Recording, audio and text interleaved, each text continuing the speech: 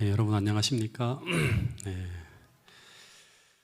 지난주에 하여튼 바쁜 일정 여러분들이 기도해 주시고 또 협력해 주신 덕분에 마석교회 주말 부흥회 또 개척대 교사 캠프까지 잘 마무리 짓고 왔습니다.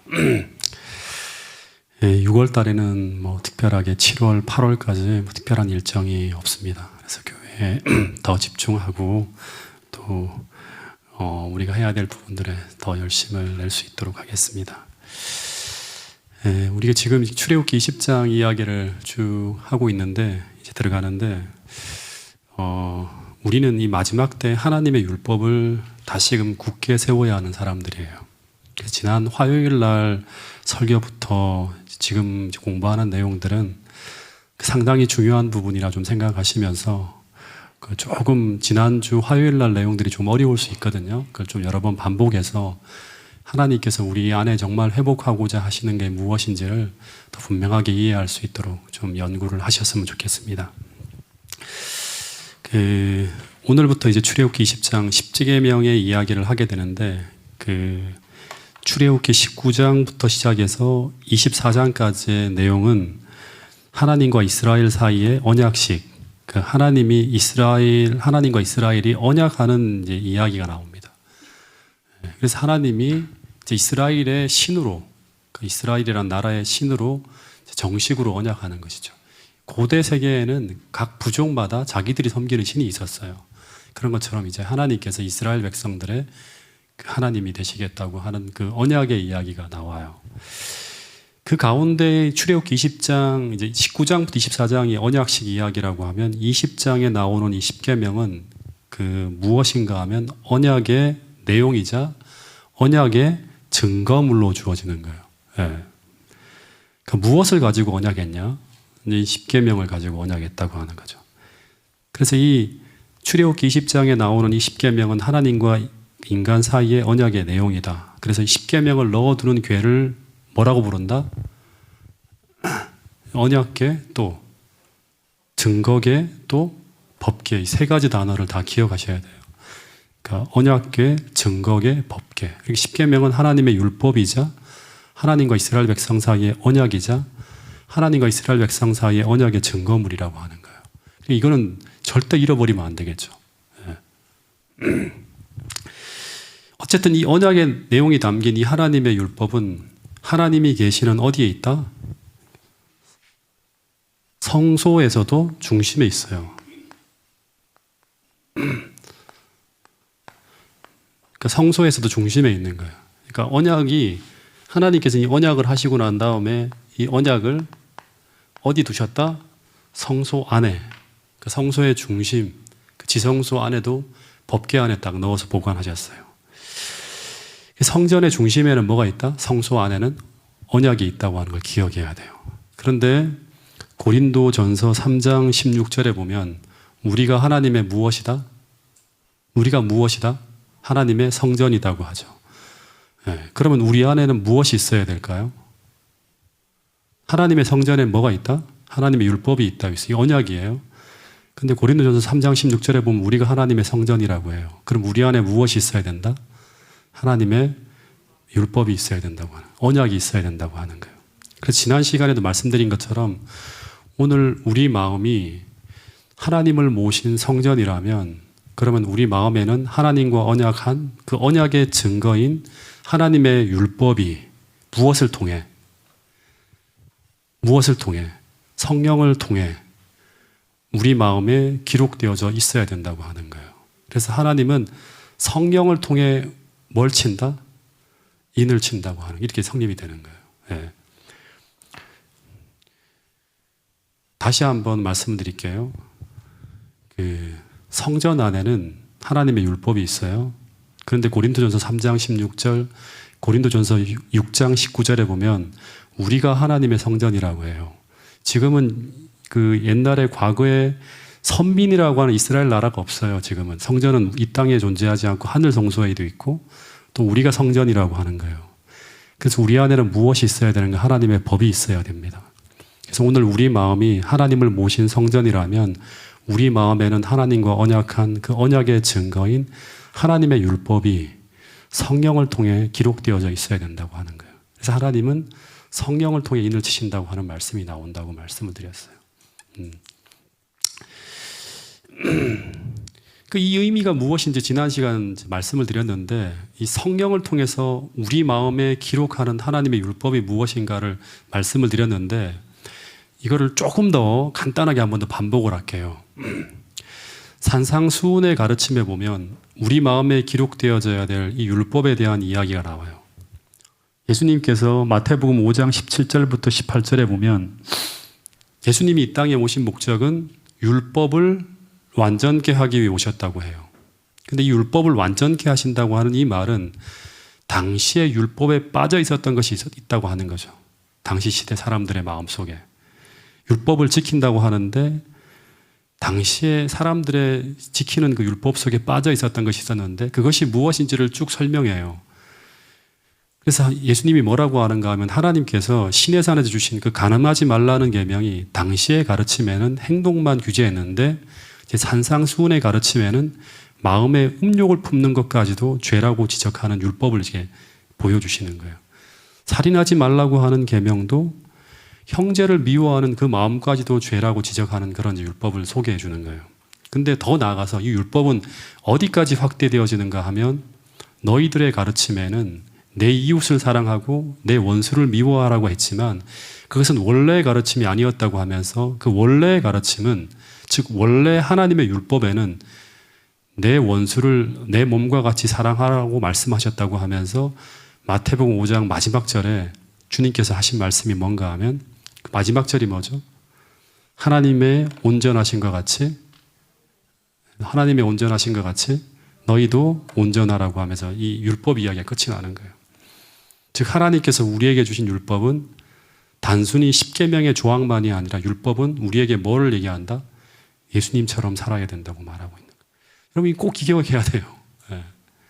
다시 말하면 예수님의 세계가 곧 하나님의 율법이라고 하는 것을 산상수훈의 가르침에서는 이야기하고 있는 거예요. 이것이 바로 예수님 시대에 종교 혁명이 일어나게 만든 기독교의 가르침의 핵심이에요. 기독교의 진수예요. 이 산상수훈의 가르침이 퍼져나가면서 당시 유대교는 완전히 무너져 버려요. 네. 여러분 하나님의 율법이라고 하는 것은 하나님의 백성들을 지배하고 그렇게 살도록 가르치고 하나님께서 통치하시는 법이 하나님의 율법이에요. 근데 하나님의 율법은 하나님 백성들에게 무엇을 요구하고 있는가 하면 하나님처럼 살라고 이야기하는 거예요. 이게 그 얘기잖아요. 하늘에 계신 너희 아버지 온전하신 것 같이 너희도 온전하라. 하나님처럼 살라고 하는 거예요. 이것이 하나님의 백성과 하나님 사이에 맺어진 언약이에요. 예. 근데 이 말씀은 오늘 우리에게 그렇게 살도록 해주시겠다고 하는 언약이에요. 예. 예. 그렇게 살도록 해주시겠다고 하는 거예요. 여러분 이거 잘 이해하고 깨달아야 돼요. 그래서 이 산상수훈의 가르침을 통해서 원래 하나님께서 주신 그 온전한 율법의 빛을 통해 자신을 보게 되는 사람들은 전부 다 어떤 현상이 일어날까요? 잘난 척하고 뽐내기를 좋아하는 모든 바리새인들은 다 사라지게 돼요. 전부 다. 예. 전부 세리처럼 스스로 죄인이라는 것을 깊이 느끼게 되면서 더하여서 자신의 안에 선한 것이 아무것도 없다는 것을 깨닫고 절망하고 애통하는 일들이 벌어집니다. 예. 그런데 그렇게 이 하나님의 율법을 보면서 그 위대한 율법의 가르침을 보면서 절망하며 애통하면서 하나님 앞에 자복하고 있는 우리에게 하나님은 어떻게 하신다? 다가오셔서 너가 정말로 내가 주려고 하는 그 하나님의 의에 주리고 목말라 하는지를 물어요. 예. 의에 주리고 목말라 하는지를. 즉 진정으로 이 위대한 하나님의 율법의 가르침대로 살기를 소망하는지를 물으신 후에 그 다음에 그렇게 하기를 진짜로 의에 주리고 목말라 하는 그 사람들에게 주님께서는 어떻게 하신다?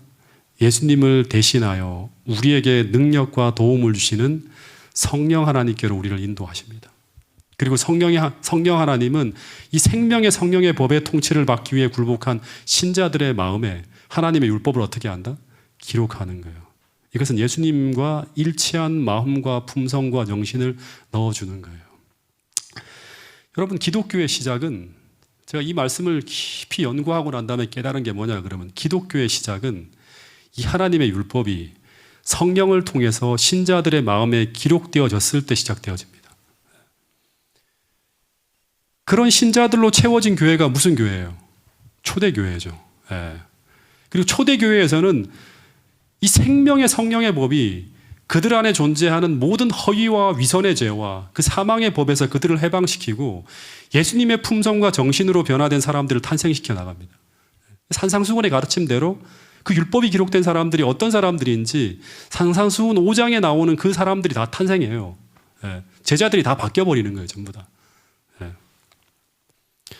주님처럼 똑같이 원수까지도 사랑하는 사람들을 탄생시켜내는데 그들이 그렇게 변화되어졌을 때 비로소 산상수훈에 나오는 세상의 빛과 소금의 역할을 하면서 그들의 착한 행실을 통해서 하나님께 영광이 돌아가는 그런 역사가 일어나는 거예요. 바리새인들처럼 위선처럼 살지 않고 진짜 하나님의 율법이 기록된 사람들로 천국 시민들로 세상을 변화시키는 그런 역사가 펼쳐지는 게 바로 뭔가 하면 사도행전의 역사이죠. 예.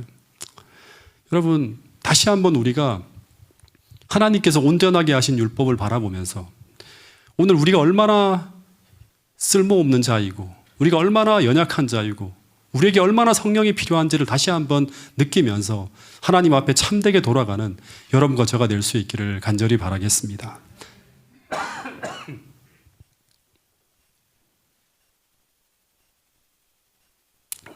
그럼 이제 십계명 속으로 한번 들어가 보겠습니다. 출애굽기 20장 1절부터 6절 첫째 계명과 둘째 계명까지를 한번 읽어보겠습니다. 시작. 하나님이 이 모든 말씀으로 말씀하여 이르시되 나는 너를 애굽 땅 종되었던 집에서 인도하여 낸 내 하나님 여호와니라.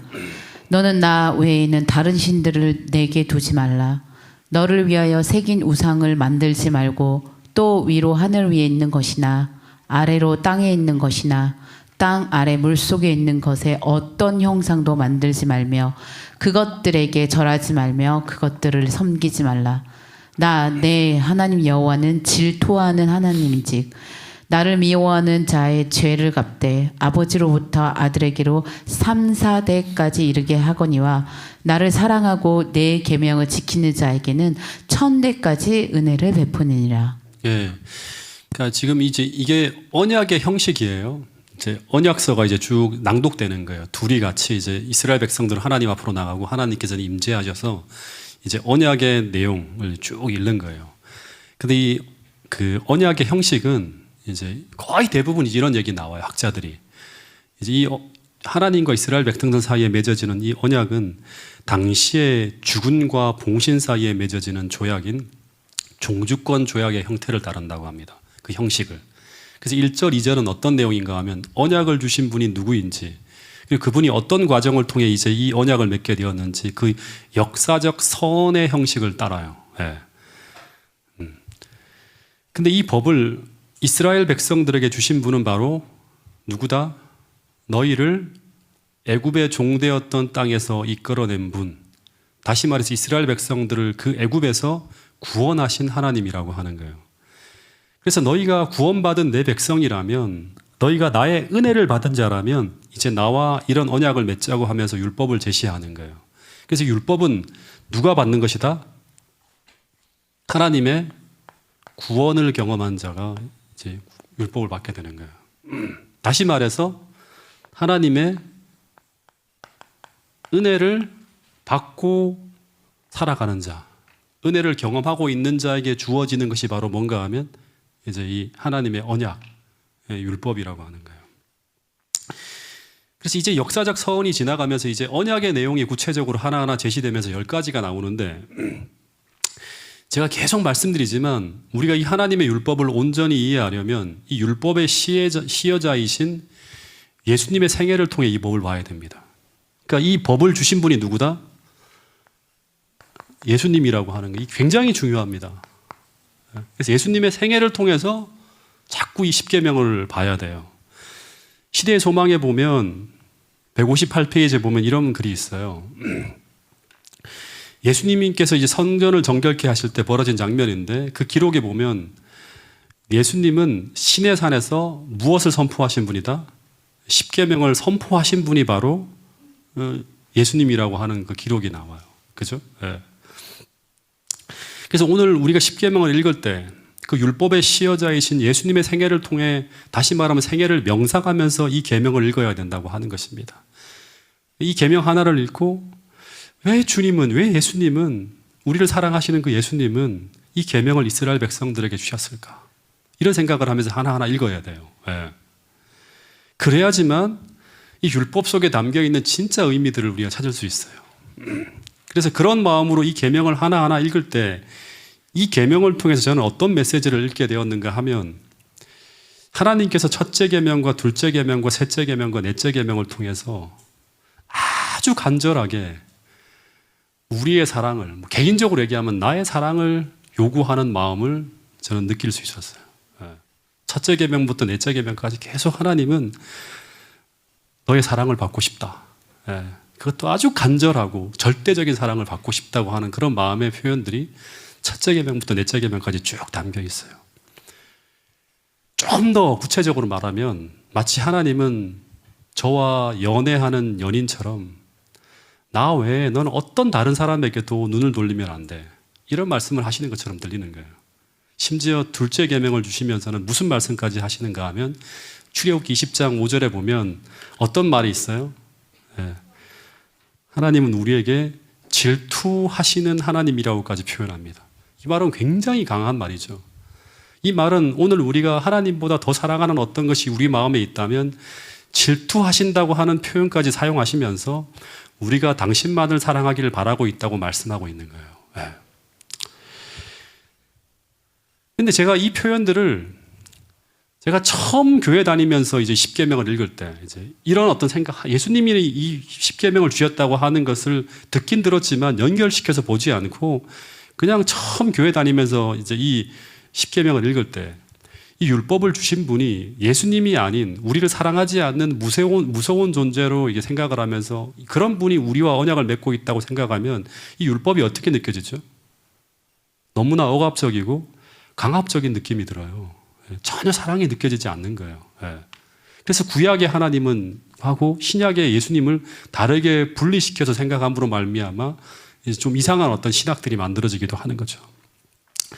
여러분, 근데 이 언약은 우리를 너무나 사랑하시는 예수님께서 우리에게 주시는 사랑의 율법이라고 하는 것을 하나의 용어들 말고 직접적으로 예수님의 생애를 통해서 하나하나 들여다봐야 된다고 하는 것입니다. 그래서 이 계명들을 우리를 너무나 사랑하시는 예수님을 통해 읽어나가기 시작할 때 저는 우리 하나님께서 우리를 그 어느 누구에게도 맡길 수 없고 오직 그분만이 나를 보호하시며 나의 인생을 책임지고 싶어 하신다고 하는 그런 사랑의 마음을 저는 이 네 계명을 통해서 느낄 수 있었어요. 당신 외에 어떤 신도 없음을 인정하라고 하는 거예요. 당신 외에 모든 우상을 버리고 심지어 당신보다 더 사랑하는 어떤 우상도 존재하길 원하지 않으시면서 심지어 우리 마음에서 오직 하나님의 이름만이 소중히 여겨지는 그런 존재가 오늘 우리가 되기를 바라신다고 하는 거예요. 그런데 그런 절대적인 사랑을 우리에게 요구하시면서 우리와 언약하시려고 하는 이유가 무엇일까요? 이걸 또 생각해야겠죠. 왜 우리에게 그런 절대적인 사랑을 요구하실까? 그런 마음을 가지고 있지 않으면 이 하나님의 이 네 계명을 지킬 수가 없어요. 그런 마음을 우리가 하나님께 드리지 못하면 언약이 성립이 안 되는 거예요. 그 이유는 바로 뭔가 하면 오늘 우리가 이 죄악으로 가득 찬 세상에서 정말 가장 안전하고 가장 편안하고 가장 행복하게 살아가기 위한 방법이 바로 뭐다? 그런 마음을 하나님께 드리고 그렇게 언약할 때 가능하다고 하는 것입니다.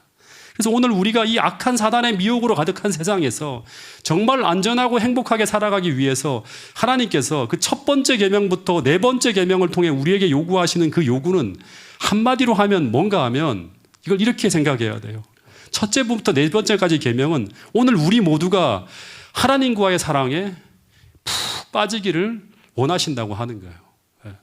여러분 이렇게 이해를 못하면 안 돼요. 즉 하나님과 열애 중이라고 말할 수 있을 만큼 그렇게 하나님을 사랑하게 되길 원한다고 하는 것입니다. 그런 사람들이 다니엘과 같이 마지막 바벨론의 포로로 되어가는 그 상황 속에서도 하나님을 충성되이 모시면서 하나님과 언약한 백성으로 살아갈 수 있었다고 하는 거죠. 그래서 이 네 계명을, 네 가지의 계명을 한마디로 줄이면 어떻게 되는가 하면 너는 마음을 다하고 성품을 다하고 뜻을 다하고 목숨을 다해서 우리 하나님을 사랑하라고 하는 것이라고 예수님이 해석했죠. 예. 이 네 가지 계명을 한마디로 줄이면 그렇게 되는 거예요. 너는 마음을 다하고 제발 성품을 다하고 제발 뜻을 다하고 목숨을 다해서 나와 사랑의 관계를 유지하며 살아주기를 바라신다고 하는 거예요. 그래야지만 이 율법이라고 하는 것이 우리를 보호하는 울타리가 되어서 이 악마와 죄의 유혹이 가득한 이 위험한 세상에서 우리를 지킬 수 있다고 하는 것입니다.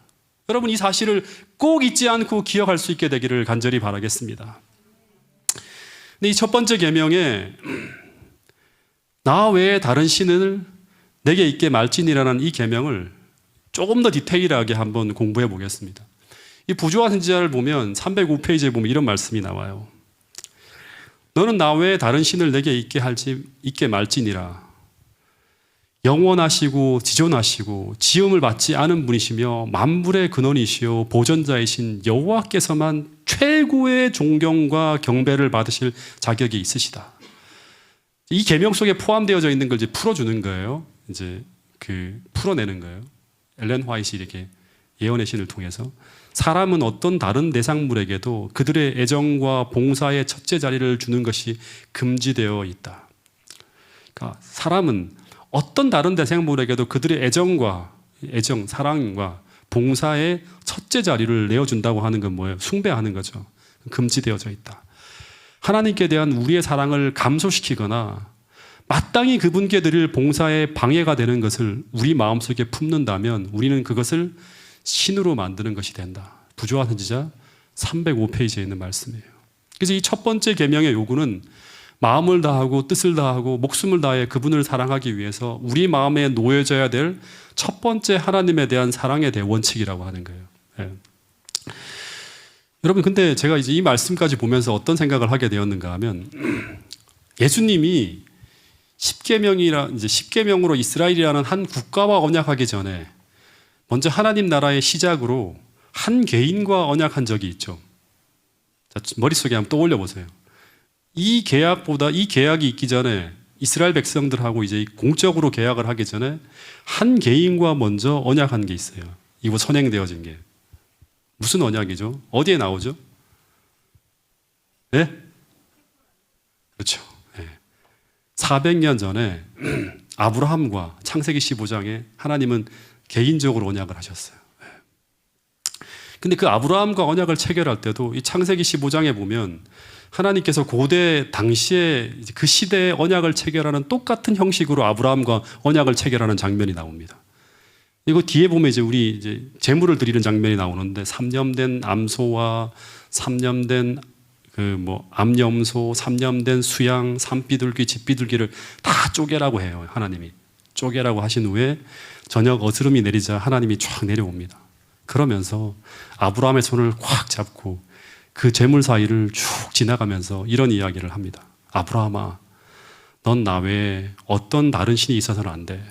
이 수많은 우상들이 있지만 절대 너는 나만 사랑해야 돼. 죽도록 나만 사랑해야 돼. 이랬더니 이제 아브라함이 이제 어떤 얘기를 할까요? 내 하나님, 전 하나님만 평생 사랑하며 살 거예요.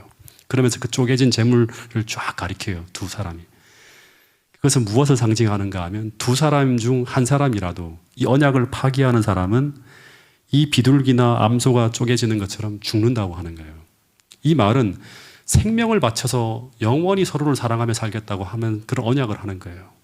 근데 이제 동일하게 한 개인이 아니라 이제 국가적으로 이 언약을 행해지면서 실제 출애굽기 20장 2절에서는 그 첫 번째 계명을 통해서 성문화되어져 기록되어지는 내용이 바로 뭔가 하면 이제 첫 번째 나 외에 다른 신을 내게 있게 하지 말지니라고 하는 거예요. 이 조항을 그냥 보는 게 아니라 하나님이 얼마나 사랑을 간절히 요구하는지를 보면서 그 표현들을 하나하나 우리가 떠올려야 된다고 하는 거예요. 그러니까 창세기 15장에서는 개인적으로 아브라함과 하나님의 마음에 기록되어져 있었던 그 언약이 이제 출애굽기 20장에서는 국가적으로 성문화되어져 나타난다고 하는 거예요. 그러니까 원래는 다 이스라엘 백성들 마음속에 뭐가 있어야 돼요? 이 하나님에 대한 이 생명을 걸고 사랑한다고 하는 이 마음을 다 드려야 되는 거죠. 그래야지만 언약이 성립하는 거죠. 예. 근데 나 외에 다른 신을 내게 있게 말지니라. 이 계명에 담긴 또 하나의 의미는 온 우주에 오직 한 분 하나님만이 존재하신다고 하는 걸 선언하는 거예요. 그러면서 이 계명이라고 이 첫 번째 계명은 다른 모든 계명의 기초를 놓는 것이고 모든 신앙의 기초를 이루는 게 바로 뭔가 첫 번째 계명이에요. 근데 문제는 이 계명 속에 담긴 이러한 개념이 우리의 마음속에 어떻게 받아들여질 수 있는가 하는 게 이제 고민이 되어지는 거죠. 제가 옛날에 이제 대학원 다닐 때 이 산상수훈과 십계명이라고 하는 이 두 가지의 주제를 놓고 이제 이 산상 십계명의 현대적 해석이라고 하는 어떤 그런 주제를 놓고 소논문을 한번 쓴 적이 있어요. 그래서 굉장히 많이 이 책들을 연구하고 공부했는데 이 산상수훈에 보면 천국 시민이 되기 위해 받아야 될 팔복 중에 첫 번째 복이 뭐죠? 심령이 가난한 자는 복이 있나니 천국이 저희 것이며라는 말이 나와요. 이 말은 그리스도인이 되기 위해 우리는 먼저 심령이 가난해져야 된다고 하는 그런 말이에요. 그렇죠? 근데 출애굽기 20장에서 첫 번째 계명에서는 우리가 하나님 백성이 되기 위해서 우리는 여호와 하나님 외에 다른 신이 우리에게 존재해서는 안 된다고 하는 말을 해요. 근데 이 둘 다 누가 주신 거예요? 예수님이 이제 이스라엘 백성들의 제자를 모아놓고 이제 천국을 선포하면서 이제 한 게 이 팔복이에요, 팔복. 그리고 예수님이 이스라엘 백성들을 모아놓고 하나님 나라의 시작에 제시한 게 뭐 십계명이에요. 둘 다 산 위에서 선포하는 계명이 선포하는 식으로 방식이 취해지고 있어요. 그래서 이 두 가지는 서로 연관되어졌다고 생각이 해요. 근데 심령이 가난하다는 것은 무엇을 가리키는 말인가 하면 이 심령의 가난이라고 하는 건 뭐냐 그러면 가난하다고 하는 게 뭐예요? 없다고 하는 거죠. 빈털털이라고 하는 거예요. 자신의 공허를, 즉 자신의 인생의 허무함을 깨닫는 거예요. 이 가난하다고 하는 의미의 실제 원어를 보면 푸토코스라고 하는 단어를 쓰는데 찢어지게 가난한, 거지같이 가난한이라는 의미예요. 그러니까 내 안에 아무것도 없다는 거 하는 것을 인정하는 거예요. 다시 말하면 오늘 우리가 창조주 하나님이신 예수님을 나의 하나님으로 인정하지 않고 그 생명의 근원과 끊어진 채로 살아간다면 오늘 우리는 하나님 앞에서 흙으로 된 존재, 즉 진토에 불과하다는 것. 즉 다시 말하면 스스로는 아무것도 할 수 없고 전혀 내 인생을 아름답게 채울 수 없는 무력하고 허무한 존재라고 하는 것. 즉 나는 하나님이 전적으로 필요한 존재라고 하는 것을 인정하는 마음이 바로 뭔가 하면 심령이 가난한 마음이라고 하는 거예요. 그래서 이 하나님의 필요를 전혀 느끼지 않는 사람들에게는 아무리 성경을 잘 가르치고 아무리 하나님을 잘 소개한다 하더라도 심지어 그들이 이성적으로는 하나님의 존재에 대해서 공감한다 하더라도 그들은 절대로 하나님 말을 의지하는 믿음의 삶을 선택하기 위해서 다른 모든 신들을 버릴 수가 없다고 하는 거예요. 네. 그래서 이 첫째 계명을 삶의 원칙으로 받아들이기 위해서는 반드시 뭐가 있어야 된다? 심령의 가난함이 있어야 된다고 하는 거예요. 여러분 그래서 제가 이제 이 말씀을 보면서 어떤 생각을 했는가 하면 예수님 당시에 그토록 성경에 정통하고 그토록 십계명의 열성을 낸 이 바리새인들조차도 그들이 공언하기는 첫째 계명에 순종한다고 외형적으로 고백했지만 그들의 내면은 스스로 너무도 의롭다고 생각하고 즉 교만하는 마음 속에서 심지어 자아를 숭배하는 사상이 가득한 그런 사람들이었어요. 그래서 그들은 그들이 의지하고 숭배해야 될 대상으로 여호와 하나님을 모시며 살지 못했다고 하는 것입니다. 그래서 결국 언약이 깨어진 채로 살아가다가 멸망당한 것이죠. 네. 여러분 그래서 심령의 가난은 우리가 여호와를 창조주 하나님으로 모시게 하는 첫 번째 복이 되는 것임과 동시에 모든 신앙의 기초를 이루는 첫 번째 계명을 받아들이게 하는 내면적 기초를 이룬다고 하는 것입니다. 여러분 십계명이라고 하는 것은 어떻게 하라고 하는 선언적인 내용이에요. 근데 그에 비해서 산상수훈은 그 계명이 우리 삶에 어떻게 적용될 수 있는지 다시 말하면 선행되어져야 될 마음의 자세가 무엇인지를 설명하고 있는 부분이 바로 산상수훈이라고 하는 것입니다. 하나만 더 좀 공부를 할게요. 둘째 계명이 뭔가 하면 너를 위하여 우상을 숭배하지 말라고 하는 건데 이 계명과 연결되어지는 팔복이 어떤 것일까? 한번 생각해 보세요. 네. 첫 번째 계명은 심령이 가난한 자와 연결되어 생각할 수 있거든요. 우상 숭배하지 말라는 것과 연결되어진 팔복의 내용 중에 어떤 복이 우상 숭배하지 말라는 것과 연관이 될 수 있을까요? 언뜻 보기에는 뭐 다 연관되어진 것처럼 보이지만 특별히 연관되어진 복이 뭔가 하면 이거예요. 마태복음 6장 8절 마음이 청결한 자는 복이 있나니 저희는 하나님을 볼 것이며 이 구절과 둘째 계명이 상호 연관되어진다고 합니다. 고린도전서 3장 16절하고 고린도전서 6장 19절에 보면 우리 몸이 하나님의 성전이라고 하죠. 성경에 보면 하나님의 성전이 어떻게 더럽혀지죠? 하나님의 성전이 어떻게 더럽혀집니까? 네? 하나님의 성전이 어떻게 더럽혀지죠? 성경에 보면 이스라엘 역사를 보면 성전이 더럽혀지는 것은 우상 때문이에요. 우상 숭배.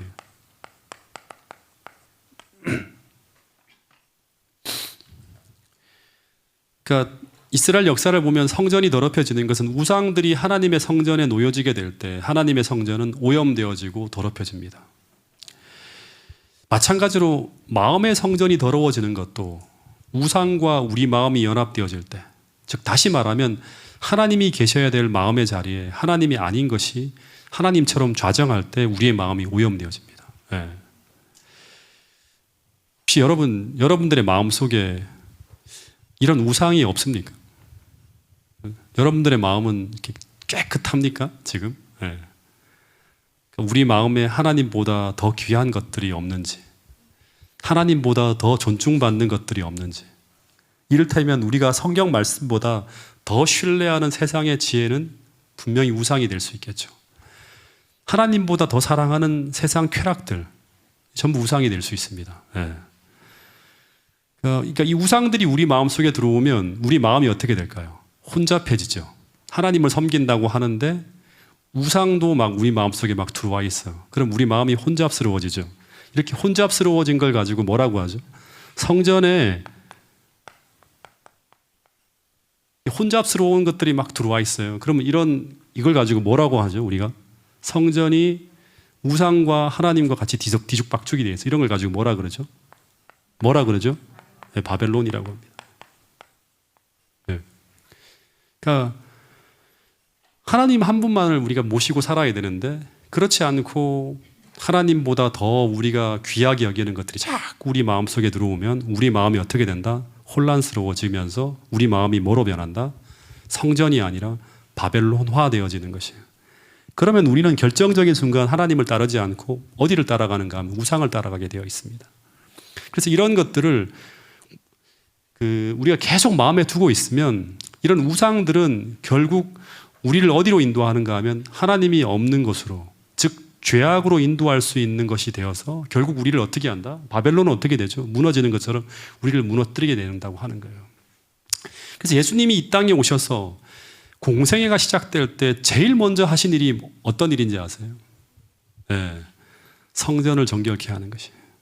다시 말해서 우상을 성전에서 쓸어버리는 일을 공생애의 시작과 동시에 제일 먼저 하셨다고 하는 걸 우리가 기억해야 돼요. 그 예수님 당시에 이스라엘 성전에는 하나님을 가리는 쓰레기들이 너무 많이 성전 안을 채우고 있었어요.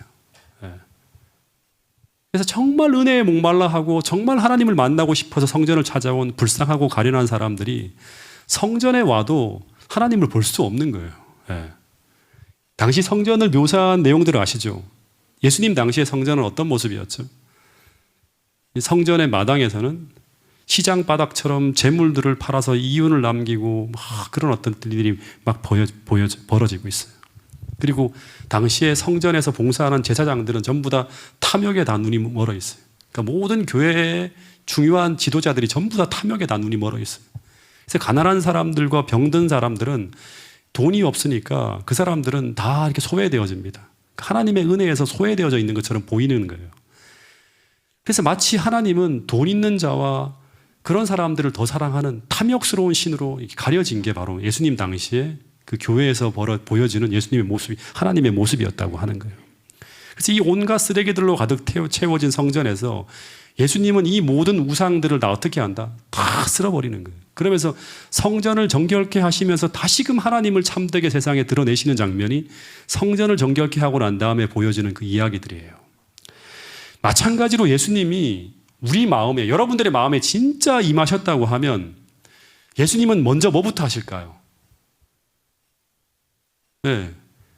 그분의 공생의 사역이 우리들의 마음속에서 시작될 거예요. 그러면 제일 먼저 예수님이 하시는 일은 뭔가 하면 우리 마음의 성전에 놓여진 모든 쓰레기들을 청소하려고 하실 거예요.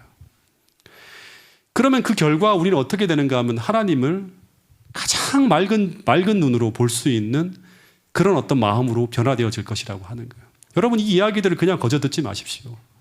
여러분들의 마음 속에 지금도 여러분의 생활 속에서 하나님을 가리고 있는 어떤 쾌락적인 것이라든가 하나님보다 더 존중받고 있는 어떤 대상들이 있다면 여러분 그 위치를 새롭게 해야 돼요. 그게 성전을 정결케 하는 거예요.